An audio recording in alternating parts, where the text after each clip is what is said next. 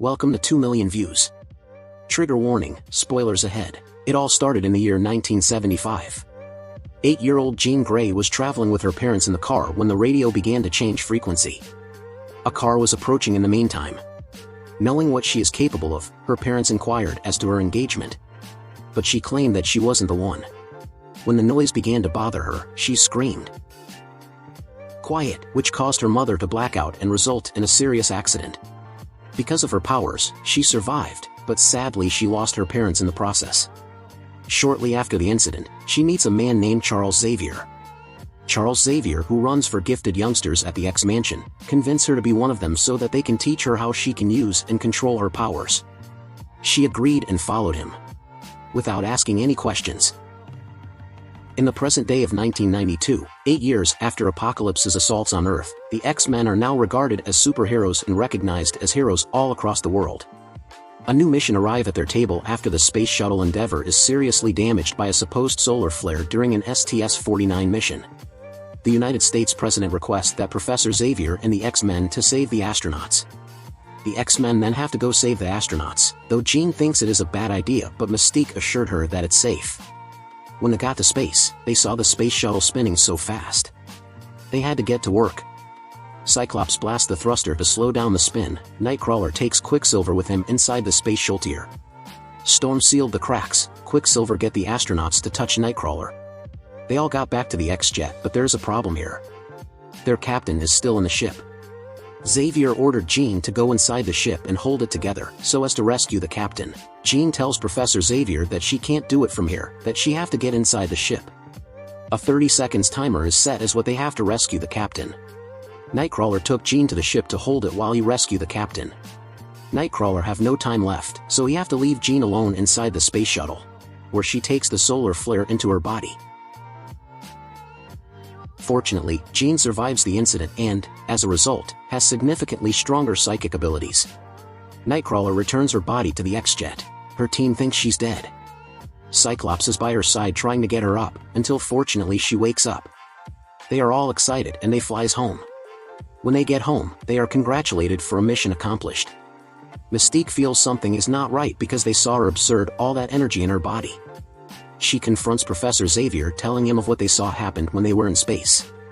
Professor X told her not to worry, that he's got everything under control. Professor Xavier asked the Beast, who is also a doctor, to run a test on Jean, which he did, confirming everything is okay, but whatever that happened there made her stronger. One night, Jane is seen having a good time with her lover, Cyclops, when suddenly she started to feel dizzy but mistakenly uses her power on her fellow mutants at the X Mansion when they become uncontrollable, and she accidentally hurts her boyfriend Cyclops in the process. In order to protect Jean from the trauma of the car accident, Xavier discloses that he had put mental barriers inside of her head.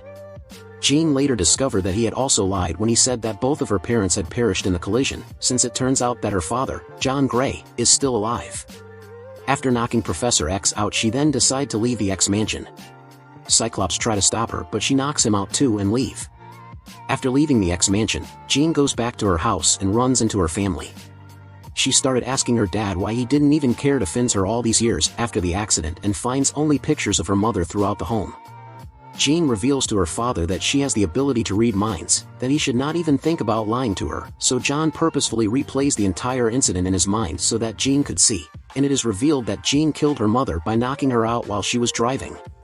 Since John held his wife in the highest regard and blamed Jean for her death, he had given Xavier custody of Jean after they first met. Soon after, everywhere started vibrating.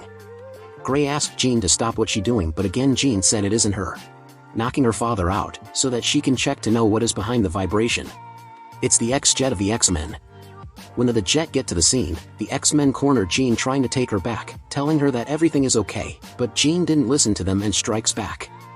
When the fastest man alive tries to intervene, Jean showed him that he is of no match to her powers, inflicting injuries on Quicksilver. Try next time, Mr. Fastest. Storm tries, but fail woefully. When Mystique tries to calm Jean down, Mystique was pushed by the force of her powers, hitting her on a wooden stick, which in turn killed her. The public's perception of Jean and mutants in general changes after she also attacks police officers. Jean flees from the scene and makes her way to Magneto mutant haven of Genosha, where she begs him for assistance so she can stop killing more people. Magneto brought Jean in to teach her how to control the powers. Later, the military arrived at the Haven asking for the immediate arrest of Jean because of the attack of the police officers. Magneto told the soldiers that Jean is not there. He was trying to cover Jane, but Jane came out from her hideout to teach them some lessons by crashing one of their helicopter. Attempting to crash the second one, but Magneto intrudes and helps the military escape her. Magneto tells her to go away, they are not safe with her. Around this time, a species of shape-shifting aliens called the D'Bari land on Earth with the intention of using Jean's cosmic flare to conquer Earth. The D'Bari commander Vuk runs into Jean and informs her that what she received was not a solar flare but rather a cosmic energy entity that had long ago wiped out the D'Bari homeworld. With the exception of Jean, the power had already killed everyone it encountered except Jean. Wow, I bet Superman can't mess with her either, or what do you think? In the next scene, Cyclops is seen running to tell Professor Xavier that the Beast has left with one of the X-Jet. He leaves the X-Men and takes the X-Jet to Genosha, where he informs Magneto that Jean killed Mystique. In order to kill Jean and exact revenge on Mystique, in the next scene, Jean and Vuk is seen entering a house. Inside the house is Vuk's team. She is introduced to the team. Vuk takes her upstairs to show her how it all started, showing her how that power she have in her body destroyed their world, and I is trying to do the same to Earth if she didn't give it back. Magneto, who was ready to take revenge on Mystique, got to take his helmet and get ready to execute his plans. Professor X, on the other hand, teamed up with Cyclops, Nightcrawler and Storm to stop Magneto's team from killing Jean. Beast is ready to fight. He later travels to New York City with Magneto, Ariki, and Selene. Cyclops, Storm, and Nightcrawler are teamed up by Xavier to help save Jean when he learns what their objective is determined. While engaged in combat, Professor Xavier and Magneto both come into contact with Jean. However, Professor Xavier is compelled to walk without his wheelchair up to the step. Man, you are not supposed to mess with her. About Magneto? Of course he is knocked out.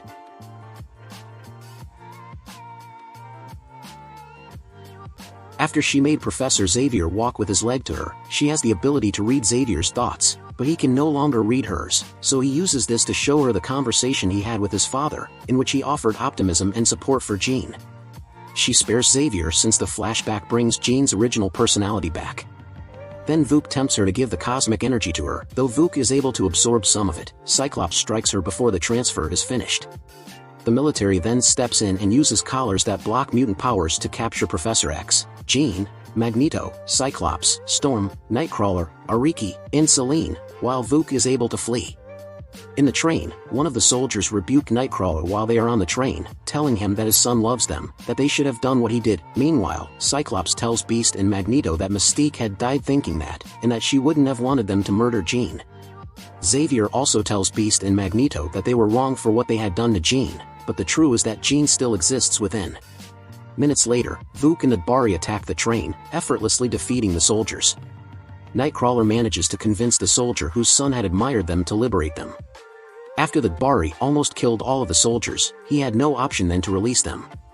The D'Bari group are attacked by the X-Men and Magneto's group, defeating them all, but they are unable to stop Vuk, who subdues them all, leaving Xavier and Jean alone because Cyclops bought them some time after he helped Xavier to get to Jean. Xavier expresses regret to Jean for his actions and explains that he only wanted to offer her the love and support that every kid deserves. When Jean is no longer constrained, she declares that she will defend her family. While demolishing the train they are riding on, Jean protects Magneto and the other X-Men. The D'Bari group tried to stop her but were all destroyed. After quickly destroying the remaining Bari soldiers, she is then ambushed by Vuk, who starts to savor the last of Jean's cosmic strength. Jean understands that Cyclops is also breaking down as she makes an effort to unleash the power to kill Vuk. Jean grabs hold of Vuk and takes off into space, knowing that she cannot release her energy on Earth without hurting innocent people. There, she reabsorbs cosmic energy and explodes, killing Vuk and probably herself as well. Rest of the X-Men return to New York, where the Xavier School for the Gifted is renamed the Jean Grey School for the Gifted. Xavier steps down as director, hands over the leadership to the Beast, and moves to Paris, France. There, he meets Magneto, who asks him to play chess and offers him a house, just like Xavier did for him before. As the two begin their play, a blazing phoenix emerges high in the sky. The movie ends. Comment in the comment section below what you think about this movie, and if you like this video, don't forget to share, like and most especially subscribe to this channel. We will really appreciate that. Thanks for watching. See you in the next video.